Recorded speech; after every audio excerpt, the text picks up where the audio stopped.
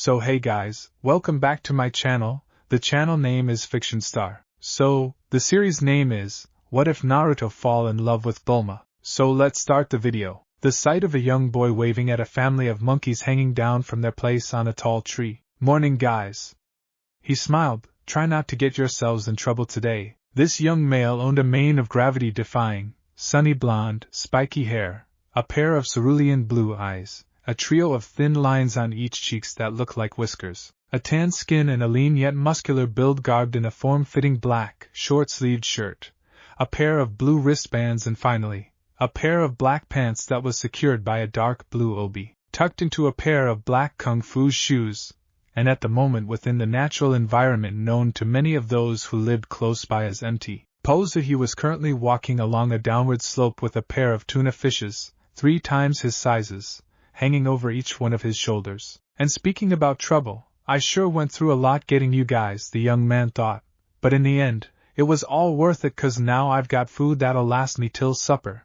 Good job, Naruto. However, as he made a few more steps, his ears twitched at a loud rumbling, and as he turned his head to the source of the sound, his eyes widened because they were staring at an incoming vehicle uncomfortably speeding towards him. Look out! Fortunately for the whisker-faced blonde, his reflexes and reaction time were extremely quick, and because of that, he was able to avoid getting hit by the car by jumping out of its way with a leap. But unfortunately the vehicle, and whoever was inside it, weren't as lucky as he was and ended up slamming into, due to its uncontrollable movements, a rock. Crash. And realizing that there was someone inside, the blonde quickly dropped his fishes on a soft patch of grass before leaping after the oddly shaped vehicle to check if the person who was inside was okay. But before he made it, said person came out, and as his eyes rested on them, his body froze.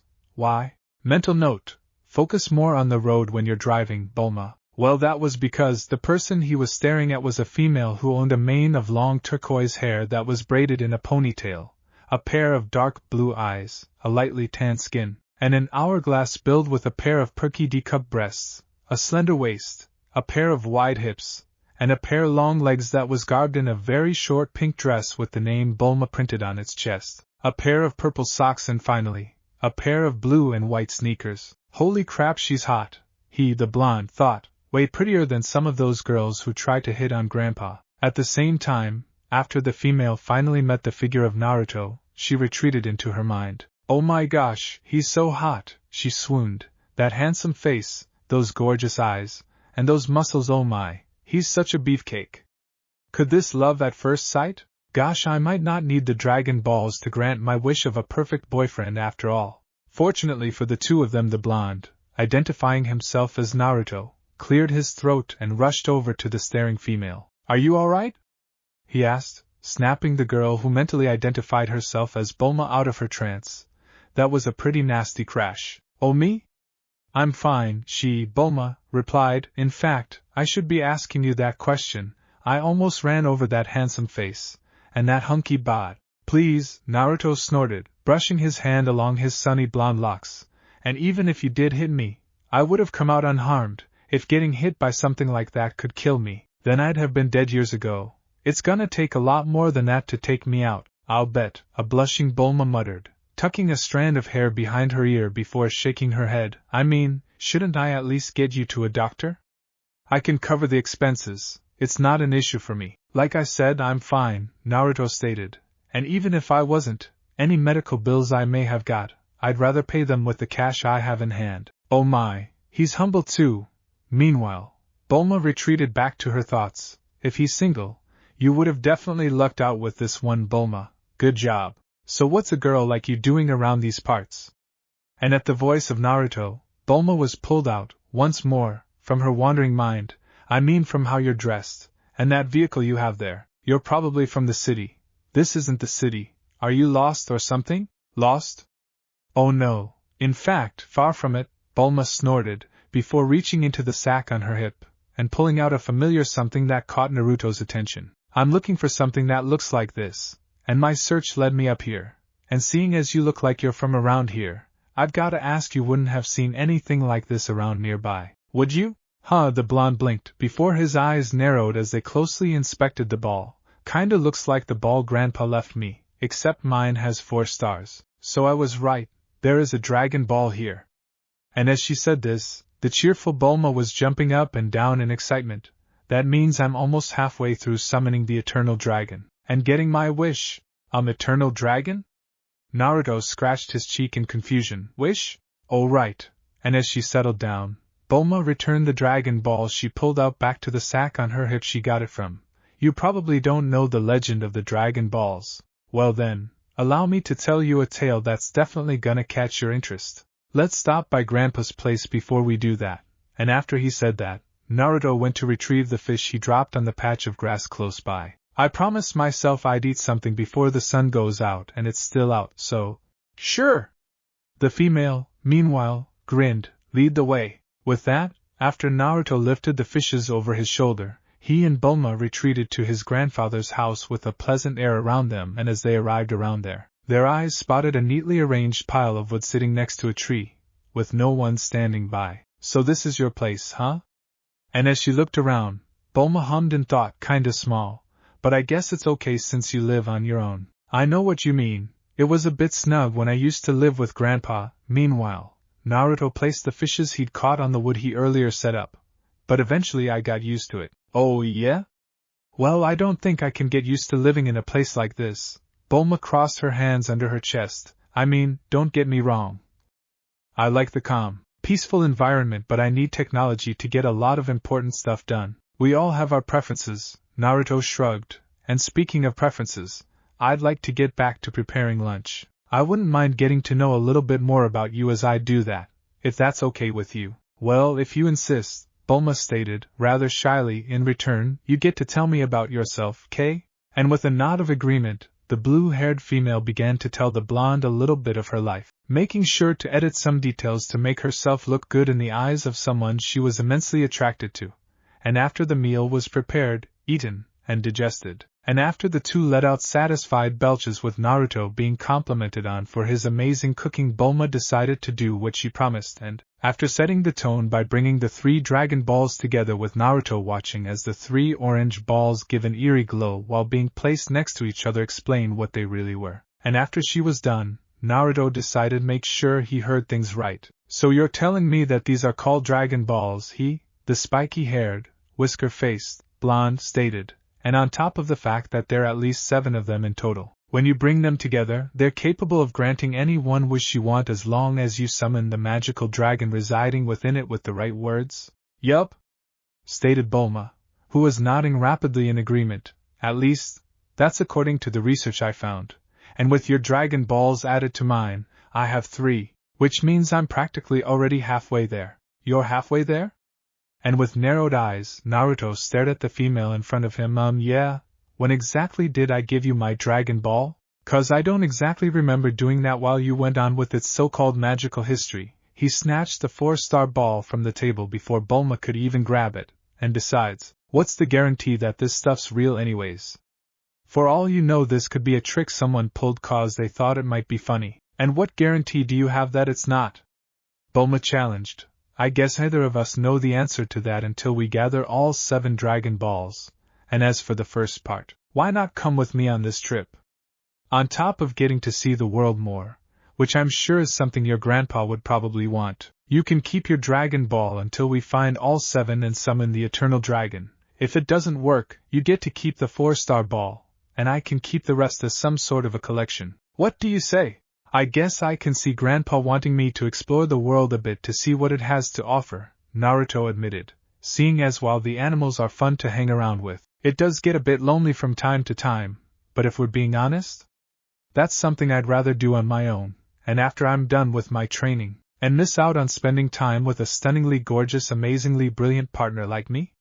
Bulma snorted. Sorry buddy, but no dice. Besides, what exactly would you be going out to do on your own? With me, you get to find 7 possibly mythical objects, and have whatever wish you want granted, if the stories are true. There's also the fact that traveling with a partner is way more fun than traveling on your own, she added. Training? I'm pretty sure you can continue whatever kind of training you plan on doing on the trip. Not my kind of training, Naruto replied. If we were talking about weight training and meditation, then yeah, I could do that, but my training is more than that, and I'm afraid that until I believe I'm done, I don't think I can leave this place. How about this? Bulma stated, not willing to let the person she saw as a hunk go that easily. If you come with me to find the rest of the Dragon Balls, you can get one of the 2 wishes the dragon grants. The blonde mused, thinking about that offer and what it could do for him. Then after a few moments of silence, he came to a decision. You know what? I think you have yourself a deal, Bulma. Sweet. Bulma grinned, clasping her hands in excitement. So I guess that means that we're partners, now huh? Yup. Naruto returned Bulma's grin, partners on a mission, and as the two cemented their partnership, they were unaware that this meeting was one with the potential to shape the outcome of the universe. Eventually, Naruto was able to pack up a few of the things he needed into a small pack that he wrapped on the north end of a red pole sheath in an orange pole sheath with straps that he wrapped around his body, and over the flowing dark orange vest with a long backside that is secured with a blue obi which he wore shortly after he agreed to be Bulma's partner, and after he was ready, he walked out of his grandpa's house to see an eager Bulma looking at what he eventually came to know Asa, the dragon radar. So, he stated, catching the attention of the female, how far is the next Dragon Ball from here? Bulma stared at Naruto for a while, mentally gushing at how good and cool he looked. Before she realized she hadn't answered, mentally shook her head, and then pointed the beeping radar to where it showed the nearest Dragon Ball, a few hundred meters in that direction. Then after turning it off, she returned the radar to the sack she carried. If we move now, probably we can make it before sundown. Great! And with a burst of excitement, Naruto shot off to the skies in flight like a rocket westward. However, when he realized the lack of something, he paused, looked around, and then down to see the sight of Bulma looking up at him in shock. He returned to her in flight, and asked, "What's wrong? Why are you?" She stammered, "You're flying." "Oh, you mean this?" The blonde motioned to himself before landing on the ground and in front of his friend. "I accidentally discovered this back when I was a kid, and since my grandpa Gohan showed me how to control and improve it with my life energy after doing it myself, I've been flying ever since." "Wait, you mean your grandpa can do that too?" Meanwhile, from her physical expression, Bulma looked like she was even more freaked out than before. "Are you telling me that you guys are aliens or something? But you look so human. And what's this life energy thing? Is it some kind of special power you people have? Is it supposed to help you to take over our planet easier or something?" "Geez, Bulma, calm down." Naruto rolled his eyes. "First of all, you have to understand that Grandpa being able to fly doesn't exactly mean he's an alien," he stated. "Heck, even a guy like Master Roshi was born as human as you are, and he was able to fly once he learned how to. In fact, I thought you were able to do it a while back. That's why I took off like that. I keep forgetting that not everyone can fly like we can." "Okay, so your grandpa, and whoever this Master Roshi is human," replied Bulma, whose eyes narrowed at the blonde.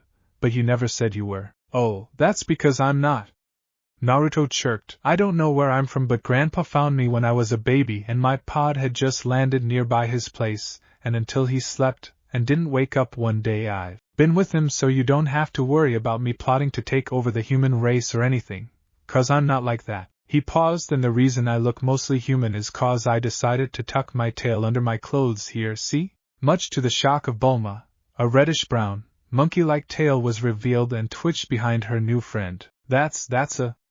The female gulped, raising a shaky finger at Naruto. "Is that a... Yup. I hide it 'cause I don't like it when someone grabs it," Naruto stated, ignoring Bulma's panicked expression. "It's irritating.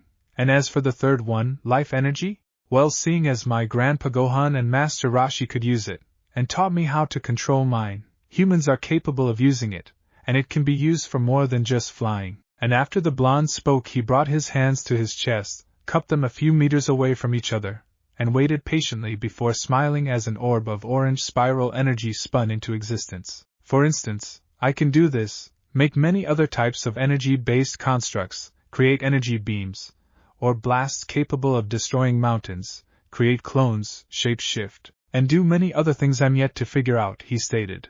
"And I'm pretty sure that with the right kind of training, you can do most of these things to cause. According to my grandpa and Rashi, life energy is basically present in any life form. And even though yours isn't as much as mine is, you have it too, so being able to do what I just mentioned won't be an impossibility for you." Wow. And as for Bulma? Well, she couldn't help but be drawn into the light of the orb that the blonde created. You mean I can do this? And all the things you mentioned if I was able to use this life energy thing? She shot a pair of suspicious eyes at Naruto. Wait. For all I know you're lying. And that little light trick of yours is probably fake, 'cause I bet I can replicate it with tech, so how do I know you can really do all those things? Naruto smirked then, instead of verbally replying, made the orange light in his cupped hands to grow and grow before it flashed, exploded in a cloud of smoke which dispersed to reveal an exact duplicate of the blonde who, like its creator, smirked, before raising an index finger, aiming it at a lone tree, and then firing a finger-sized beam of orange light that destroyed it completely once it came in contact. Bulma's jaw dropped in shock as the clone vanished. So, meanwhile, Naruto looked smug. What was that about the whole life energy thing being fake? And with speed she didn't know she had, Bulma appeared in front of her friend and grabbed his shirt. Teach me, she demanded. Teach me, now. I could do that, sure, Naruto replied, but unless you're someone who has a career in martial arts, it'll take months for you to pick up on the basics of ki, and probably even longer to get your reserves to a level that doesn't leave you exhausted if you do something as simple as shape-shifting. And if you know nothing about the stuff, well, it'll be twice as long for you than those who know martial arts. And are you sure you're ready for that kind of hard work and dedication? That you want to put a hold on searching for the Dragon Balls until you get enough of a grip on energy control? Bulma paused, then she thought carefully about what the blonde said, then after coming to a decision she shook her head. You know what? Let's put a hold on that until we gather all 7 Dragon Balls and summon the Eternal Dragon. Heck with him. I can probably wish for an unlimited amount of that life energy thing and mastery and control without doing any of that sweaty, hard work. I mean, yeah, sure that could work, Naruto stated, as his clone disappeared with a small cloud of smoke. But wouldn't you prefer the satisfaction of properly learning how to do it than achieving the same goal through something like cheating?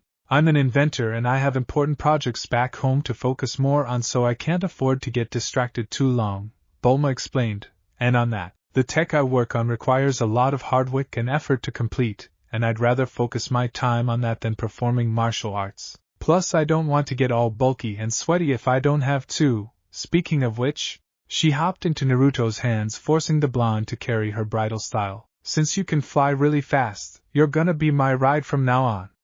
She slapped his chest. So handsome, what are you waiting for? Up and at 'em to our next Dragon Ball. And after staring at Bulma with a deadpan expression, Naruto took off slowly to the skies before shooting back west and soaring towards the next Dragon Ball with the screaming girl in his hands. Thankfully, by the time they had reached their destination, and because he told him the kind of effect high-pitched noises had to his ears, Bulma had stopped screaming, and after they landed on the beach of their destination, a small island with a palm tree, a beach chair, a hammock, and a small pink house with the words "Came House" printed on it with black paint, the female was off of Naruto's hands, but before she could move, the blonde spoke. You stay here.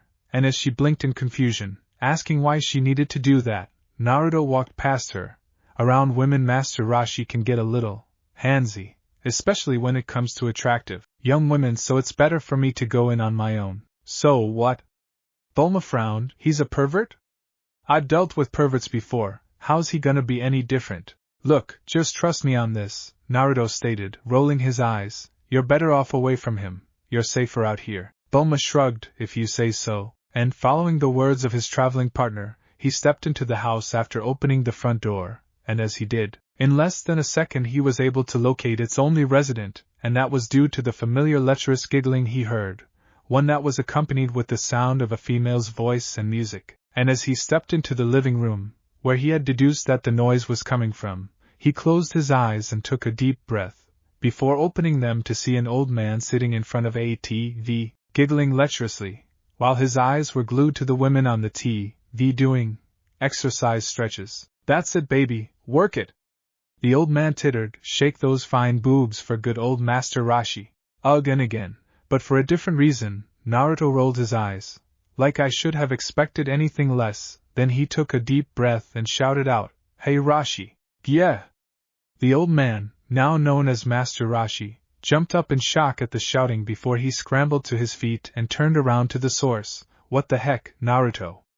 Are you trying to kill me? Most people my age would have gotten a heart attack from something like that. You're the only one your age, old man. However, Naruto wasn't too concerned about nearly killing his old man, And besides, if something small like a shout could take you out, you'd have been dead a long time ago. Kids these days, no respect I tell you, Master Rashi muttered, as he walked up to the blonde. So, my boy, what's new? How's your training going? Any progress with your little, hairy situation? A lot actually. Naruto smiled. I'm able to not lose my sense of self when I transform under a full moon, so that's a plus. The meditation advice you gave me back then really helped me out, old man. Thanks for that.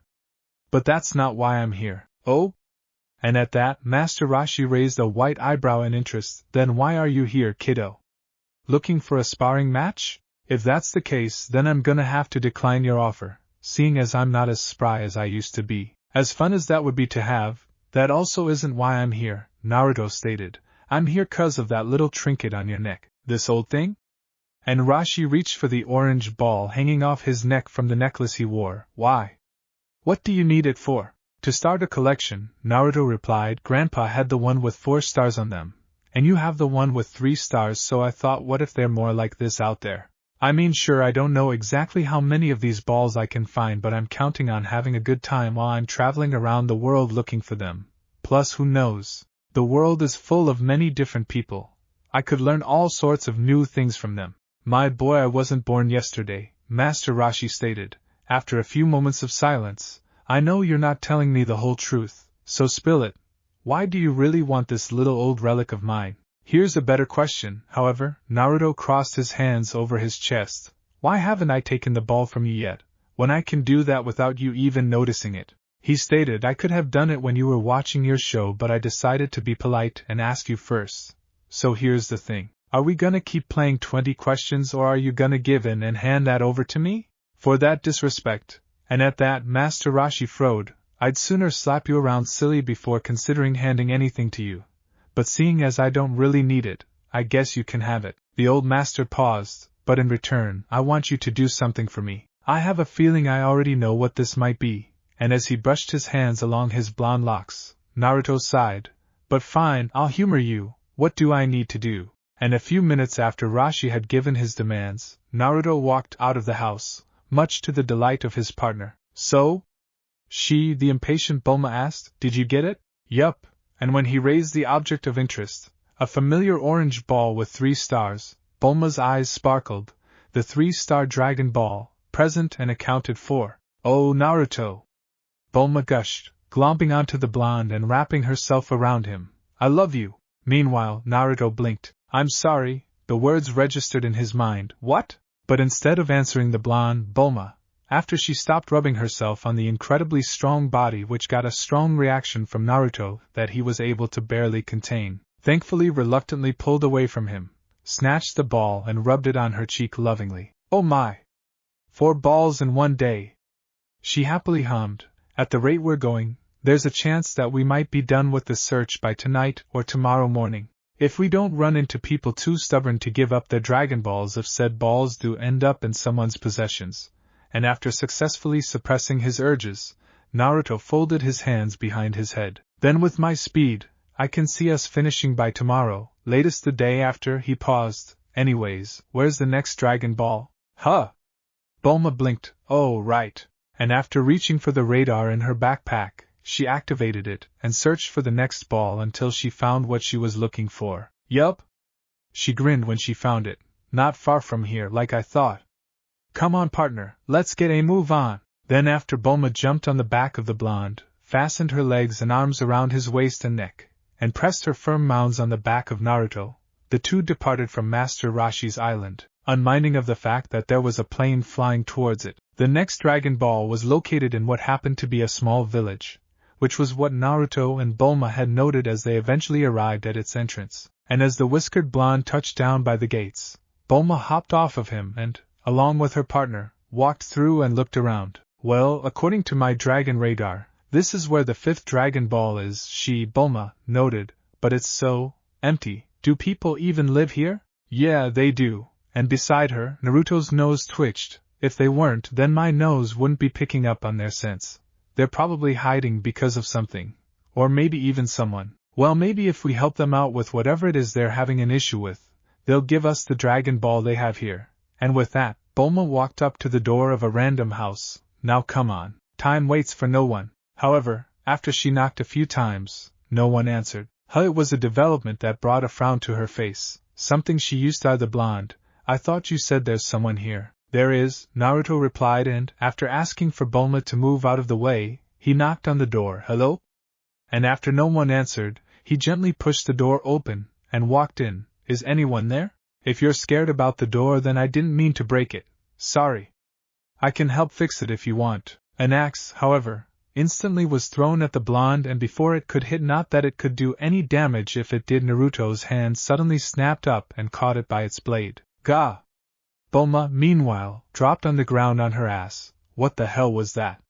What happened? Someone threw an axe at me, and I caught it, Naruto replied, looking down at the shocked female. I guess that means I was right and there are people here, he smirked. And here I thought geniuses were supposed to be smart, or something. The voluptuous engineer scowled at the blonde. Shut up, and with a huff, she got up from the ground. Even geniuses can get surprised. Oh no!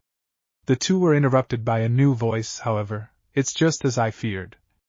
I should have known. And as they traced its source, they found themselves looking at an old man with a mane of black hair that was bald in its scalp, a pair of black eyes that were hidden behind spectacles, a mustache, and a lanky build that was garbed in an orange shirt, a pair of blue jeans overalls, and a pair of brown shoes. He was obviously scared. Please forgive me, Mr. Oolong. Naruto and Bulma blinked at the name. I know I was foolish to try and attack you, but I'd rather die than lose my daughter. Oh, please don't take her. I'll do anything. Yeah, the blonde scratched his cheek. I think you've got me mixed up with someone. My name's Naruto and that's Bulma. It's not him, Dad. And at the sound of a new voice, the three paused before tracing it to a small girl with a mane of shoulder-length black hair, braided into pigtails, a pair of coal eyes, a light shade of skin, and a slender build that was garbed in a pink blouse with a yellow apron, a pair of red shoes, and finally, a red headband which a large bird feather was comfortably sticking out of. That's not Oolong. Eventually, the misunderstanding was cleared up, and after apologies were made, Naruto decided to get on with his promise of fixing the door he broke. Bulma, meanwhile, was asking the questions. So who's this Oolong? She wondered. She was leaning on the wall as Naruto worked.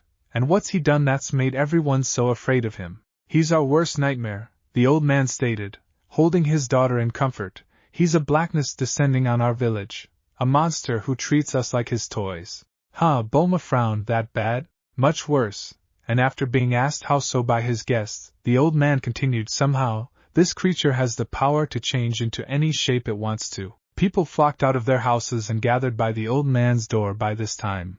No one knows his real identity. We just know he wants our daughters. And that monster has kidnapped many girls from the village already. Bulma and Naruto looked at each other, then back at the old man. And yesterday, our darkest fears came true. He, the old man, continued, he wants my daughter, Pachawanta. He plans on marrying her today. Sounds like this Oolong's just a big bully. And, as he was done with his work, the blonde got up from the ground, clapped his hands, and grinned brightly. And lucky for you, thanks to my grandpa, I can deal with bullies. When Oolong comes next time, we can trap him good. As long as I'm around, that awful bully's got nowhere to run. Of course, the old man, and those who heard that weren't Bulma, were shocked at this. Do you even know what you're talking about, kid?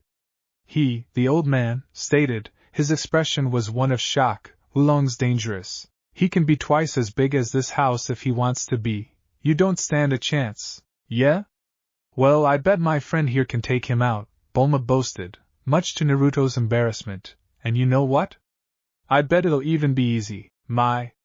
The old man gave Naruto a searching gaze. That's some faith your friend has in you. And at that, an idea spark went off in Bulma's mind. In fact, tell you what, old man, she reached into her backpack, pulled out a very familiar ball and showed it to the old man. The people who had gathered by the door also saw the small orange orb. Have you seen a ball like this lying around somewhere? The old man picked the ball. And for a brief while, he studied it. Strange. It's very beautiful, but I'm afraid I haven't seen anything like this around. Well, I have. The pair, including everyone who heard, turned to the source of the new voice and saw that it was from an old lady who stood in front of the gathered crowd. Young lady, I have the matching one. Bulma clasped her hands in excitement. I knew there was one here. She chirped. She then calmed down and asked politely, "Can I see it, please?" And as the old lady reached into her apron to bring out the ball, Bulma's eyes widened in excitement. "I knew it!" She suddenly appeared in front of the old lady. "1, 2, 3. It's the 6-star ball." She grinned. "So, old man, everyone, how about, in exchange for that, we'll get rid of Oolong for you, get the girls back and get your village to return to its peaceful state again? We'd be happy to get rid of that monster, but—" The old lady frowned. "Isn't that too big of a job for a woman like you?" Bulma's eyes gained a sparkling glint. "Well, I am a genius, so I'm pretty sure I could build something to take him down. But I won't be the one fighting." She thumbed confidently at her partner. "But like I said, he's more than capable of dealing with Oolong and any other bullies. I can vouch for that." She smirked. "Plus, I'm pretty sure you saw what he did to your door earlier." The old man blushed. "He did see that. I guess I should be apologizing for attacking you like that earlier," the old man, stated. Then he bowed.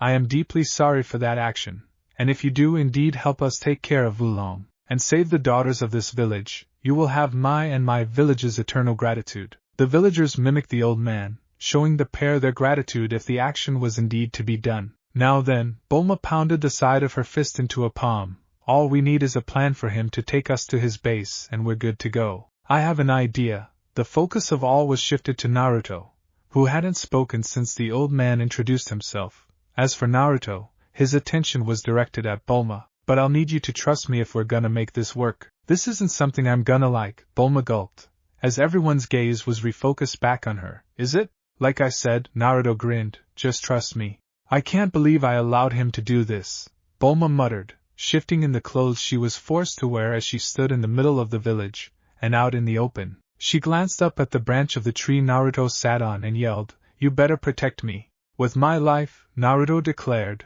"I won't let anything happen to you, Bulma. You can trust me on that." That declaration eased Bulma's nerves. Crash, crash, crash. However, the quaking of the ground below quickly brought them back. "It's Oolong!" A random villager yelled in panic. "Run, everyone! Save yourselves!" Bulma started to really shake at this. "Bulma!" She stopped, however, and looked up at the serious face of her spiky-haired friend. "I'll protect you with my life, and that's a promise of a lifetime. Relax." "Easy for you to say," the engineer gulped. "You're not the one in my place." Then as she heard the steps inch closer and closer, Bulma steeled herself. "But Naruto's the strongest guy I know. He'll make sure I come out of this unharmed, right?" And when she saw the approaching form of what she could probably guess as Oolong, her resolve was steeled. "Stop it, Bulma. He promised to protect you with his life and he hasn't given you a reason not to trust him to do otherwise. Although this just gives more fuel to the fact that my initial wish was a stupid idea. I've come for you, my sweetie pie." Naruto properly hid himself as he watched Oolong approach Bulma. "Wait, is that you, Pachawanta? You look taller, older and prettier. You're not Pachawanta, are you? Geez, what gave you that idea?" Bulma muttered before she quickly shifted her tone and took a chirpier, more seductive position. "I mean, why settle for someone so plain when you can have someone as beautiful as me, Lord Oolong?" "There's no denying it," Oolong agreed in his very booming voice. "You're a step up from Pachawanta and that's a good thing, but I've already made up my mind," he stated. "I chose her to be my bride and I'm standing by that. Why should I do otherwise? Because I have experience." Bulma batted her eyelashes. "Especially where it counts," she winked. "And the fact that you're apparently a shapeshifter? I bet that makes things even more fun." It didn't take long for Oolong to understand what she was implying, and he blushed when he did. "You're just all kinds of nasty, aren't you?" Then, he smirked. "All right, you've convinced me. You'll be my bride instead of her. I definitely like my women with more oomph in them, and I can tell. That's something you've definitely got." "Glad I impressed you, Lord Oolong." Bulma grinned, glad that her acting was working out splendidly. "And by the way, the name's Bulma. Remember it." "Trust me, I will." Meanwhile, Oolong was surprised that an attractive female was so eager to be his woman, as he'd usually kidnap, and then break them. This indeed was a nice change of pace for him. "Now then, let's head back to my cottage. I'm very eager to test out the new goods. The last girls I have are too exhausted to sate my appetite." And as she nervously followed the large Oolong, Bulma shakingly glanced back at Naruto, who gave her a reassuring smile. Eventually, As she laid eyes on what Oolong deemed as cottage, and though she was supposed to be a captive, the genius engineer couldn't help but let out a whistle hinted with an impressed note. I have to say, she was standing in front of the building, not exactly what I was expecting when you decided to use the word cottage. If you think the outside's good, wait until you see what's inside, Oolong boasted. Now keep moving, I'd like to test out the new merchandise before dinner. That's far enough. Naruto's voice made Bulma cheer and Oolong's massive size swirled around. The two saw the blonde standing a few feet away from them with a look of seriousness on his face. Good work, Bulma. You can take cover, I'll take it from here. The engineer did just that. Oolong ignored her while she rushed away from him, as he could always find her later, especially due to the fact that she ran into his house and zeroed his attention on the blonde man with the shapeshifter. Blinked. Is that a tail? Oolong laughed at that. Well, look what we have here. A little monkey freak who thinks he can take me on. Oh, I don't think I can take you on. Naruto flicked his wrist and grabbed the power pole, that was now 7 inches tall, that slid out of his sleeve. I know I can take you on, and FY. I may be a monkey-tailed freak. Then he aimed the weapon, which extended to his full height, at his new opponent. But at least I'm not a freak who kidnaps helpless girls against their will for some sort of sick fantasy. And what are you gonna do about it, huh? Oolong sneered. I'm a shapeshifter. I can turn into anything, or anyone I want. He demonstrates his words by transforming into a bat, a giant ox, a robot, and finally, an exact copy of the blonde. You're outgunned, Blondie. You'd think that, Naruto retorts, settling into a fighting stance. But I can assure you, that's far from the truth.